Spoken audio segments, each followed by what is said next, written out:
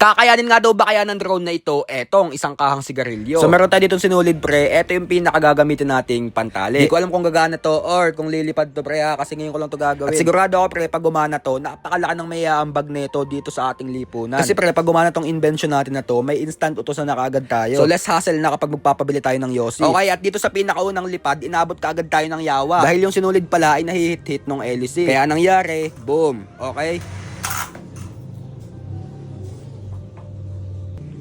Sumabit gago.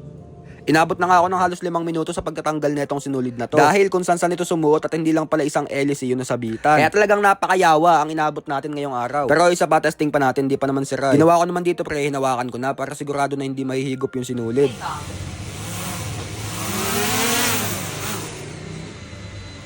Kaya lang nangyari dito pre, parang natatakot etong drone dun sa Yossi. Dahil hindi lumilipad ng stable, yung lipad niya pre, parang natatakot.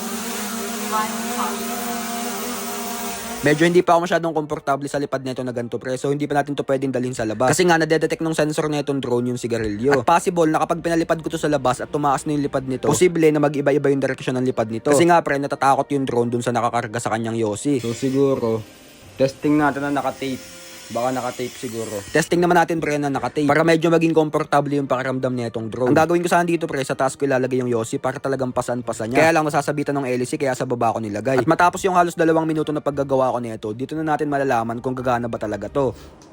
The moment of truth. Dito ay kung makikita nyo, kayang-kaya naman talagang buhatin pre. Kung makikita nyo, napaka-smooth nung paglipad. Kaya lang nagkaroon tayo ng isang problema dahil hindi ito bumababa.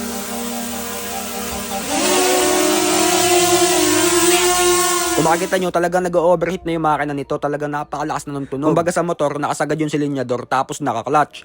Hindi ano pre. Gago. Hindi nababa pre. Buti na lang talaga pre, napakalakas ng ulan ngayon. Kasi ang bala ko talaga kanina sa labas ko to papalipadin. At siguro kung sa labas ko to pinalipad ngayon, baka hindi ko na to nakuha. Kasi nga hindi na to bumabalik. Dahil alam siguro na itong drone na to na masama sa kalusugan ng sigarilyo. Kaya nung kinargahan natin siya ng Yossi, ayaw na niyang ibalik sa Kung atin. pinalipad ko pala to sa labas ng bahay, di ko to makukuha pre. Dire-diretso to. Gago. Pag doon sa nag-comment, kupal.